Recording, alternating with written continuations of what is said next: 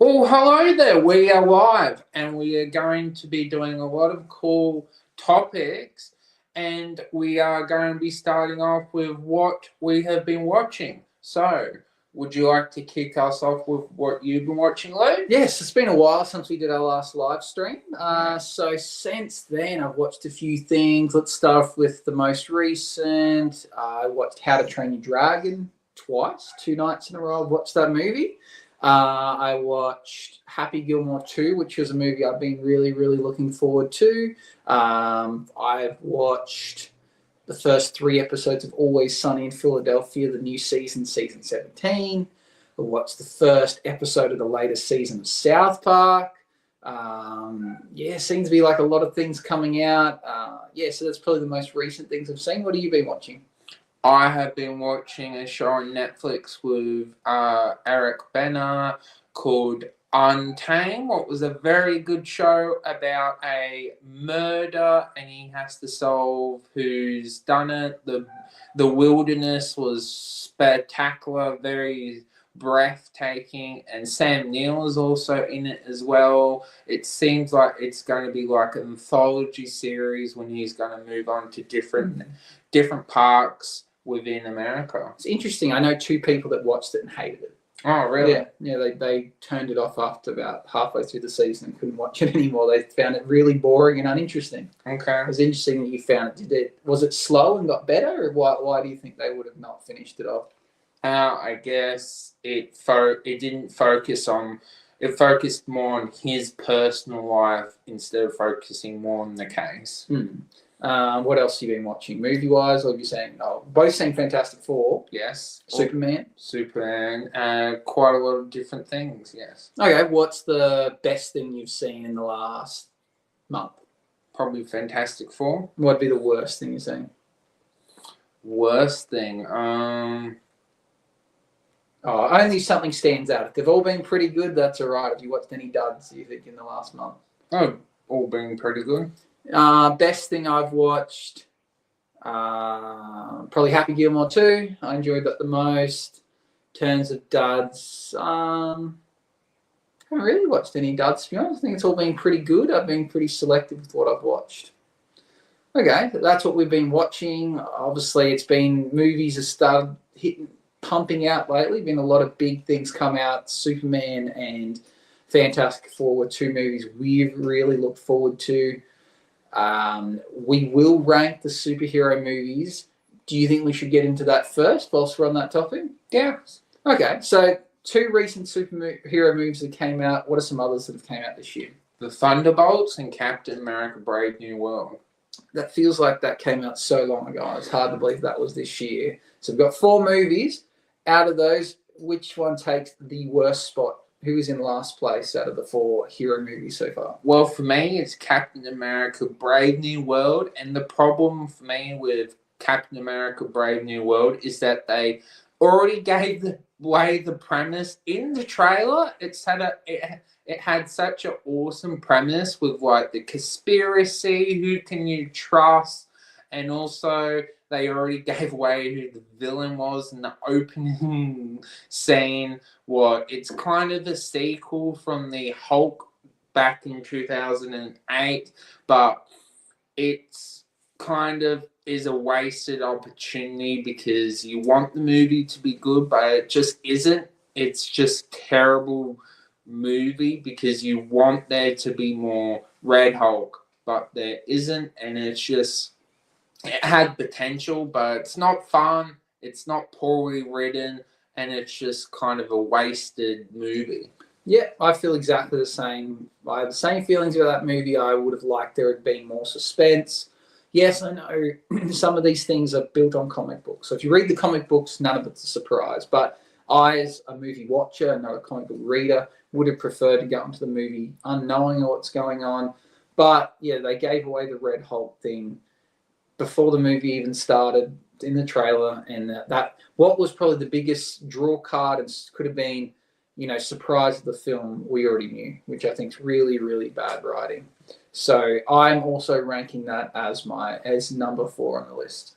What do you have at number 3 on the list? So number 3 for me is Superman, and I consider the top three leaps and bounds better than the last place, but number three is Superman, and for me, what makes it better than number four is the funness. Is out of all of the four movies, it's definitely the most fun.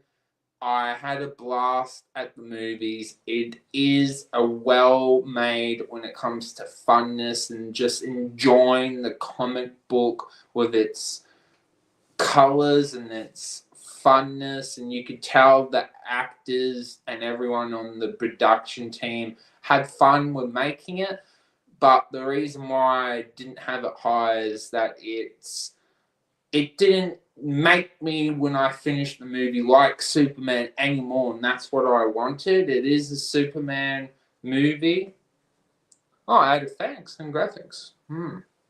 So I wanted more from, and also as a like that were scenes that put me off the movie, and that to be number one and number two, you kind of don't want that from a movie. Like there were quite a lot of scenes that I did not like, and I wanted it to be like an Iron Man sort of movie where I was blown away and excited for where this could be, but I'm kind of at the point where it's okay, but I wasn't like, I'm excited for what's coming next. Okay. At number three, I've got Fantastic Four.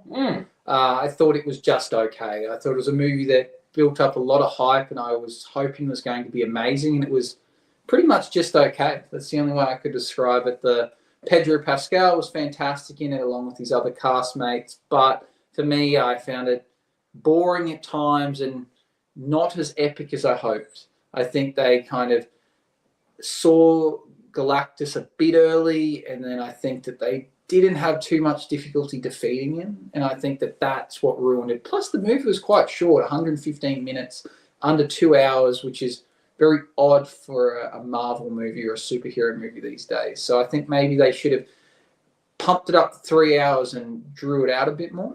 So other than that, I found the visuals of the movie quite appealing. The time that it was set in was my favorite part, but we'll talk about that more in the review. So that's what I've got at number three. What have you got at number two?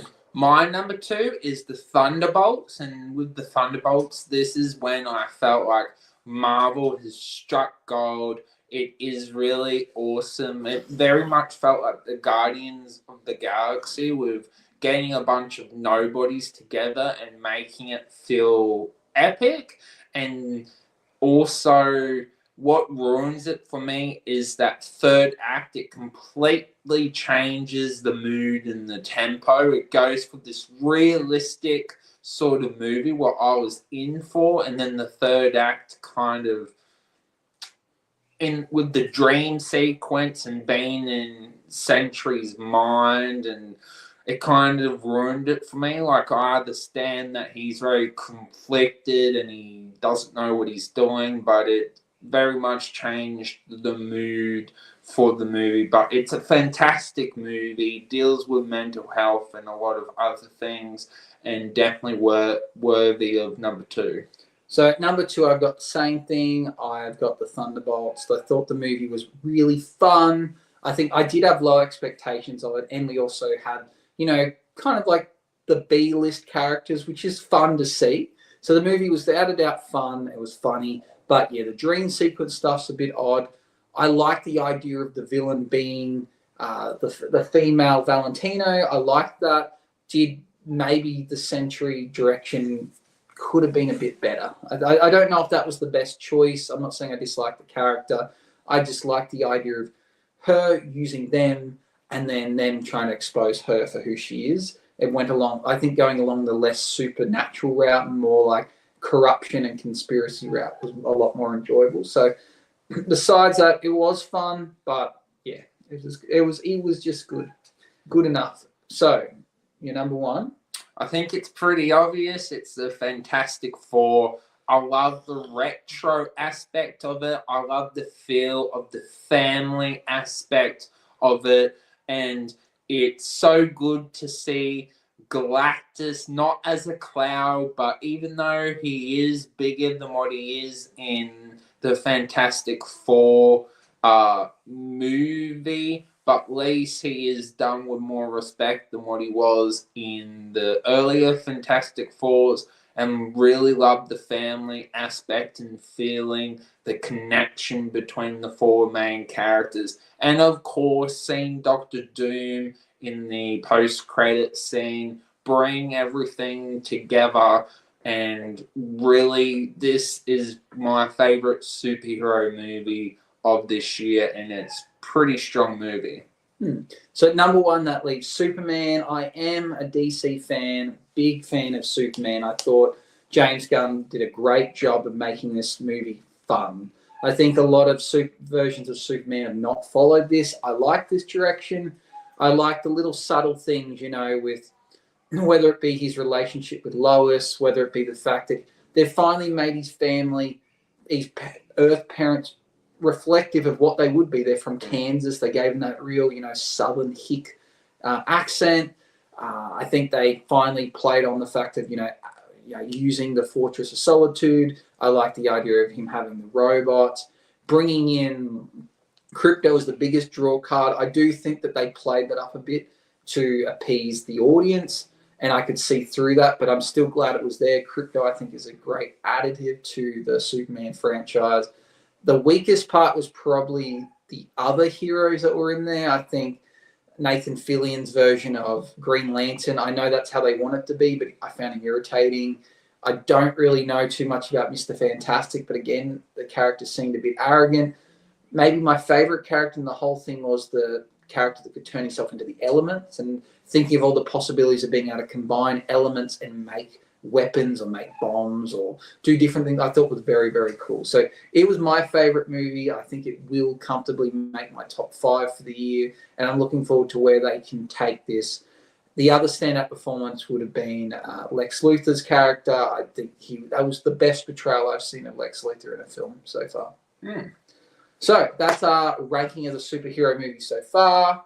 Is there any more coming out this year? I don't believe so. So after being smashed with, 10 movies a year for the last, 10, 20 years, we're now getting to the end of it, and we're seeing not as many come out.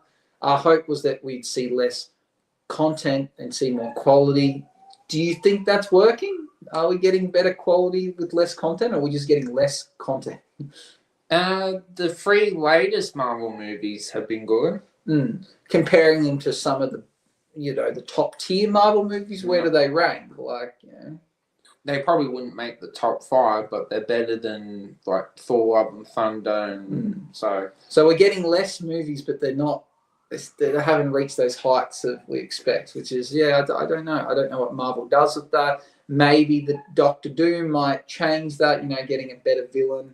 I think we were building a good villain with Kang, and then they moved away from that. So maybe we lack a strong villain. Yeah.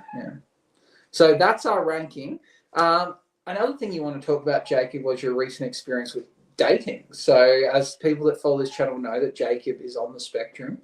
What is your latest update, and what do you want to talk about in terms of dating on the spectrum?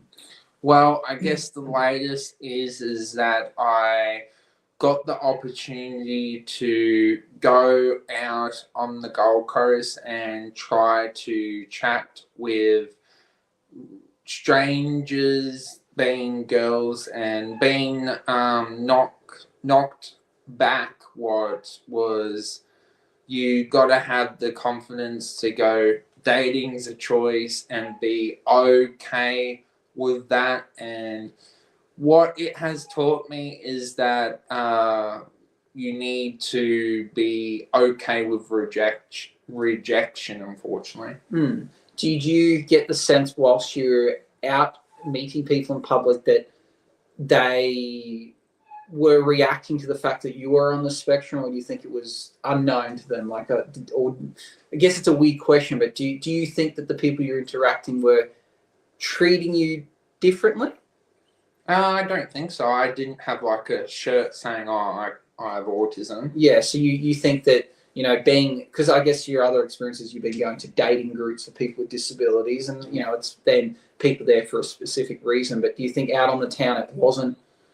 Obviously, as you said, you weren't wearing a shirt, you weren't projecting it. Do you think that comparing to how the girls were talking to the person you went with, were you getting treated any differently?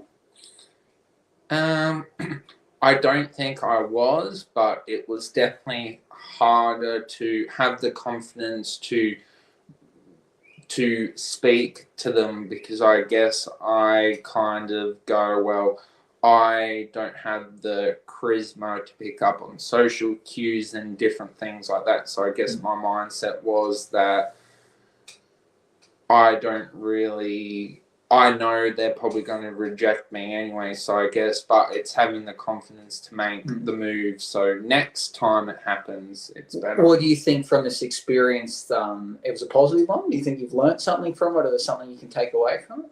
Yeah, I think it's a positive one. You only learn from your mistakes, and it's not like I expected to get married from one of them. Like, it would have been nice to have a longer experience. Basically, from the four, it basically went, I said, unfortunately, probably shouldn't went with the handshake, but basically went, hello, how are you? I'm Jacob, what's your name? And then we had a conversation. That was kind of it. Okay, well, you're putting yourself out there, you're getting to experience trying to pick up or meet a partner, so that obviously, and you're not distraught from it and deterred from trying, you're going to give it another crack. So I guess it's a good way to look at it.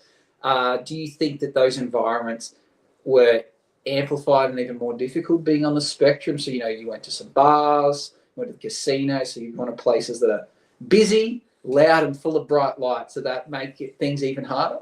I think so, yeah. So you think, so I guess that's one of those things that, you know, dating is already hard, or trying to pick up out on the town, but it gets even harder, you know, when you're experiencing, you know, a disability. So, which kind of goes back to this idea of these groups that you attend to that try and address these issues, but then they're not kind of natural. Well, they're not working that kind of natural. It's kind of putting people in an environment that might be accessible, but is it really promoting, you know, relationships or people to even try and interact? As you've said, in some of these groups, you find that there's people that sit there and don't even attempt to talk to other people. Yeah, they're on their phones, yeah. So, like, maybe there's somewhere in the middle where it's got to be a little bit out of your comfort zone, but not so much that it's overwhelming and no one wants to be there. Yeah. So, what do you think's better for you? Do you like the idea of trying to attend these groups, or do you think you're better off going and trying to meet someone the old-fashioned way? Probably the old-fashioned way, because I've been doing the groups for a while, and the girls that I can't, unfortunately, pick up are either to the extreme that they want to do crazy things, or they either feel like they have like bipolar or something. Next moment they're like, oh, we boyfriend and girlfriend, and then the next moment they're like, oh, you know, just different things. Yeah, it becomes very difficult, and I guess that's part of, you know, trying to, you know, matchmake two people that have disabilities, that sometimes the disabilities conflict, or maybe it just doesn't work. Like you've told me once before that you were interested in someone that was vision impaired, but the issue with that was they needed someone to assist them, you know, to get around, or even if you were to start to date and move in and be more serious, they would need someone to help their vision, but then you might need someone to help you with decision making, and then it, like, you know, if that person needed to be driven somewhere, you wouldn't be able to do it, and then you know, you're stuck with you, her, and a carer, which makes life difficult. So, you know, trying to find the right match. But I'm glad you put yourself out there and you're having a good time with it. It was a wild night too. Yeah. What's your next plan? What do you got planned? You got another night coming up? This month, yes. Okay. Anything? Is it all hush hush, or you know where you're going, what you want to do? The Burleigh Pavilion. Okay, cool. That'll be very interesting. Okay, anything more you want to say about dating and your dating experience, or should we move into our review of Fantastic Four?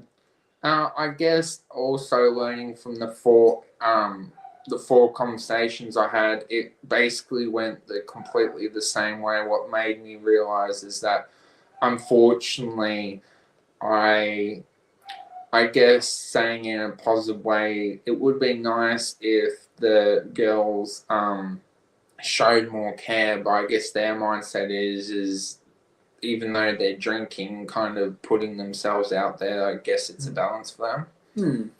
And I guess one thing to take from it is, you said, oh, maybe I shouldn't have shook their hands, or maybe I should have did this. But I think you got to continue to be yourself. You think if you got to pretend to be something you're not, or do something that you don't find natural, then you're only attracting someone towards a version of yourself that isn't true. So I think you're better off being who you are and waiting to find someone that likes you for who you are, not who you're pretending to be. Yeah. I know that's not like making up lies and trying to pretend you're someone you're not completely, but if you think that you've got to try and be anything other than what's natural, then maybe that's not the best person you want to be around. Okay, so let's get into our review of Fantastic Four. So running through some of the details of it, it was directed by Matt Shakman, who directed WandaVision.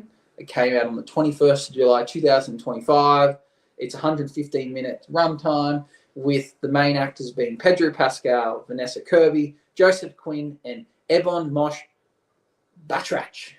Tricky name. So we would know Ebon from The Bear, where Pedro Pascal from every movie ever made recently, it seems like. What about the others? Do you recognize Vanessa Kirby and Joseph Quinn? So we're talking Mrs. Fantastic and Flameboy? Mr. Fantastic. Mrs. I think was she from the Queen's Gambit or something? Is that where she's from? She might have been, yeah. Yeah, something like that. And then I don't recognize the other guy, Johnny Flame. I can't think of anything I've seen him in before. Yeah. But either way, pretty all-star cast. The movie's set in the 1960s on Earth 828, which I looked up. We have not seen any other characters or movies or set in this world. So Jacob's got a theory on that. It made $218 million at the box office, which, comparing it to Superman, it is underperforming. Superman has made more. And they say the budget was around $250 million. So it hasn't surpassed its budget, which we all know that it needs to make a bit more or even double the budget sometimes just to break even, because the budget doesn't account for all the advertising and all the extra things that go on. So with that, what are your thoughts on the movie? It's a very good movie. So you had it number one, the more recent. Do you think that why do you think it hasn't had the success at the box office? Like, it hasn't even made its money back yet. Why do you think that is? I think because of Marvel fatigue, and I think people want a new, fresh story, and they're giving Superman more of a go. I do think out of the two, when I went to see the two, Superman was packed and Fantastic Four wasn't. I saw them both on the day they came out. I do think that Superman is kind of, people love Superman, so it's hard to compare. Superman and Batman are kind of like, go. Everyone loves them, like, even if you don't know superheroes, you know those two. Not everyone knows Iron Man. Prior to Robert Downey Jr.'s portrayal of Iron Man, I'd never ever heard of this character before. Everyone, I think, knows Superman and Batman. So I think maybe we have the same thing with the Fantastic Four. Do people care, even know who they are? Have they seen too many versions of it? Nonetheless, you really like it. I think it was okay, but let's see how it scores, because the scores don't always reflect how good a movie is. Like, I'll openly admit, I said my favorite movie the last month was Happy Gilmore. I loved it. Would it score well? Absolutely not. It would not score well, but I liked it. So sometimes preferences and scoring does not always add up, which is very similar to when you did Superman last week. You gave it a poor score, but you recognize that it will do, people like it. Yes. So let's see how we go at Fantastic Four. So we've got our usual 10 categories that cover what we think make up a good movie. They can get a maximum score of 10, adding up to a total out of 100, which is how we rank it. So for the plot and storytelling, what do you give Fantastic Four? I'm going to give it a well-deserved 8. I really like the family aspect, trying to defend our home and way of life from coming of an invasion and threat. It was a very wholesome, and also loved the retro and choice of the 60s and a different Earth. And also, what it really does well, it doesn't try and show you for a thousandth time the origin story. It just goes, they traveled, they got their powers, and now they're the Fantastic Four and they're famous and it felt nice. It didn't try and show you something that's been done 1,000 times, what was good to see, and you could tell that the story was well thought out. I'm going to give the plot a 6.5. I enjoyed, 80% of it, I reckon. But I think the runtime was a bit short, and then we rushed the last bit. I think they had a lot of potential with Galactus. I think they built the world really well. I enjoyed the 60s mixed with the futuristic tech. I thought that was really cool. I like how Jacob mentioned they kind of skipped the origin story and be like, yeah, they went to space, this happened, whatever. They've got powers now. I think all that was really, really interesting, but I just felt that the final fight with Galactus was lackluster. And I think they could have used maybe another 30 minutes or so to build something better there. So I'm going to give it a 6.5 for that. What about the cinematography? So visuals and sounds, how did this movie do? I'm going to give it a 7, kind of the same thing as Superman, like all the sounds and things and that nature are fantastic, but it is a superhero movie, so you expect that more, but compared to Warfare and different war sort of movies, like Warfare would get a 10 in this category. It's spectacular, the sound effects, but this is kind of a CGI fest, so it doesn't score as high. Like 7's still good, but Warfare does it marvelously. I've given it an 8. I think very similar to Jacob that a CGI film to me can only really get about an 8, because I think any more than that, it's like, well, they didn't really film it. There wasn't really, it was done on a computer. I know there's a lot more to it than that, but I'm not overly impressed by two superheroes fighting each other, where something like Warfare was like, this is wild. Or, for instance, F1, the way they film the cars, that to me is a 10. So this, I think, is 8, is as good as you can give a superhero film. And most of that comes to the fact that I like the style and choice of the 60s mixed with the futuristic tech, the Corvettes, but they fly, I thought that was very cool. So I'm going to give it an 8 for that.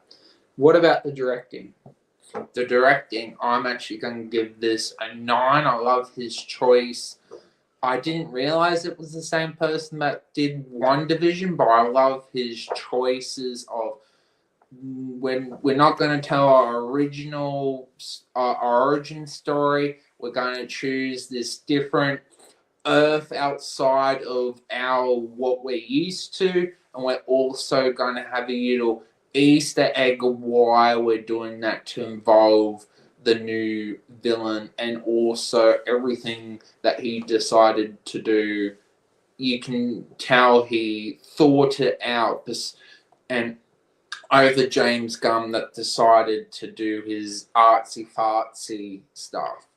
I've given it a 7 mainly because I think that it was again a misuse of time. I think we could have dragged it out a bit longer and maybe gone a bit more in depth in certain parts. So overall, I like what they tried to do. I just think he probably should have used more time, and dragged it on a bit. So I'm going to give it a 7. What about the experience and engagement of this film? I'm going to give this a 9 as well. It doesn't hit quite hard as F1 and things like that, even though I did say I was enthralled by their family struggles. It did feel like that they rushed to Galactus coming there, and it was still a fine movie. I laughed so many times. It was a really engaging when it comes to all the elements, but it doesn't deserve a 10 because we're kind of used to Marvel movies being like that. And for me, F1 with its filmography and things like that, that's why it doesn't get a 10. I've given an 8. Again, very similar for I felt it was rushed. I was engaged whilst I was watching it, but I was kind of left going, oh, was that it? So I'm going to give it an 8 for that. What about its point of difference / X factor / creativeness? What sets this film apart? For me, I'm actually going to give this a 8. I think it uses its retro, its art style, its different outside from the normal Marvel universe. We know they're going to get there eventually, but it basically it's an origin story, but it doesn't do the normal tropey stuff, and I think that's where it does its best. It basically goes, we're going to tell a story that has, we're going to skip showing you how they got their powers. We're going to skip past it, and it's really awesome that they chose to do that. So instead of showing you montages of them training and things like that, that's what I think is most unique about it, that they didn't try to do a other origin story. They decided to go in a different direction. I'm giving it a 7.5. I don't think there's too much you can be creative with superhero films. They're not new anymore. We know what's going on, you know.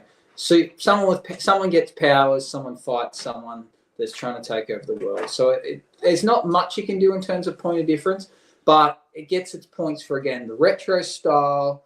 I like the family dynamic. I think that was interesting. So 7.5. I think it. I also like the way it encompassed kind of the nostalgia of the comic books. Again, I haven't read them, but I believe that they kind of followed the comic books in a lot more closely, and they incorporated some of the kooky villains, you know. So like was it the Mole Man, or what was Paul Walter Hauser's character called? Or like, Can't remember. he like dug underground. He had a mole society under there. And, you know, and then they mentioned like these apes and like there was reference to some of the quirkier characters from the comic books, which I thought was cool to bring that in. So I'm going to give it a 7.5. What about the ending satisfaction? Well, I'm going to give this 7 because it's always a predictable ending, but the post-credit scene I'm so hyped for and very excited to see. It kind of boosted it up 2 points, and I'm very excited to see what we're about to get in his upcoming movie. I'm not going to harp on it too much. I'm giving it a 6. I've already mentioned several times I thought it was rushed, so my satisfaction ending is quite low because of that. What about its attraction? So what the premise of this film, how likely is it to put bums on seats? Well, for this, I gave Superman a 9 or 8, so I'm going to give this a 7. I don't think it's going to appeal to as many people as Superman, but if you're a Fantastic Four fan and if you're a family yourself, you're definitely going to love this movie. And you're probably going to laugh more than Superman. But I can be a critical thinking and go, it's not going to appeal to as many people or be as attractive compared to Superman for its competitor. I've given a 6.5, and I think the main attraction is Pedro Pascal. I think if he wasn't the star he is now and someone else was cast, I really think this movie would have struggled to get anyone to want to watch it. So I think they did a good job with casting, which leads on to the next part, performance and casting. What do you give out of 10? I'm going to give this a 9 because that it was, even though it was a family epic and the performances were fine, I wasn't blown away and gone, this was as good as any Robert Downey Jr. performances or Brad Pitt in F1. For me, he's top echelon. He's going to get like award for myself, and like the performances are fine in this movie, but no one beats Brad Pitt from F1. I've given it a 9.5, mainly due to casting. I think the performances were good. I don't know if they could have been better, but they didn't like blow me away. But I think they nailed the casting, especially with Pedro Pascal. I think without him, the movie flops. So I'm giving it almost bonus points because that's what, to me, is the best part of the film, was him. Yes. What about recommendability to others? How easy do you think you'd be able to recommend this to 10 random strangers on the street? This is unfortunately going to be its lowest score. I'm going to give it a 6 because of Marvel fatigue. Don't know if a lot of people would be interested in seeing Fantastic Four, even though I think it's a better movie than Superman. I just think a lot of people would prefer seeing Superman. It's a more famous comic, more famous superhero, and they have already done so many Fantastic Four movies that people would probably not want to see another one. I've given a 7.5 because I think that because they don't harp on about the origins, it's kind of explains itself what's going on. And do you even need to have knowledge of other superheroes? Not really, because it's kind of they're the first one in this world. They don't try and cross over. There's no backstory that you need to know. I think it makes it easy to recommend to others. I think it's a good introduction and could be seen as just a complete standalone film, which I think is quite cool. So, last category, genre point, superhero film. How good is it as a superhero film? Well, I'm going to give this a 8. For my personal enjoyment, I loved it. I came out of the cinema super hyped and is very much looking forward to Doomsday. But I kind of have to look at it from all perspectives, and I can see why someone wouldn't be as keen compared to Superman. But overall, it's a well-made movie. I give you an 8 for genre points. I think as a I know it's not a standalone, but it's not a sequel. It's the first installment. I think it does pretty good for an origin story as such. So I'm giving it an 8 because, don't think you need to know too much. I think if we don't see any more of them, that'll be fine. So I think it did pretty good in terms of our first introduction to these characters, even though it is a reboot. If you compare it to the first introduction to a lot of other characters, I think it does a better job than a lot. So let's add them up. So with Jake, you've got 8, a 7, a 9, a 9, an 8, a 7, a 7, a 9, a 6, and an 8, which a total score of 78%. So 78 out of 100. And for myself, 6.5, 8, 7, 8, 7.5, 6, 6.5, 9.5, 7.5, and an 8 gives it a total of 74.5. So our scores weren't too far apart, even though you thought it was the best superhero movie this year, and I had it as the worst, third worst. Yeah, number 3. Yeah. So in terms of acknowledging it as a film, and interestingly, the things you liked about it, basically the areas you gave it good scores were the areas I didn't give it good scores. So we kind of liked the movie for very different reasons, which is an interesting way to get a score. Yes.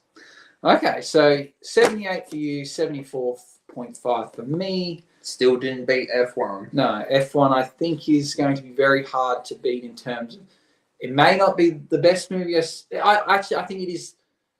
It won't. I don't think it'll be my favorite movie of the year, but I think it'll be the best movie I've seen of the year for sure.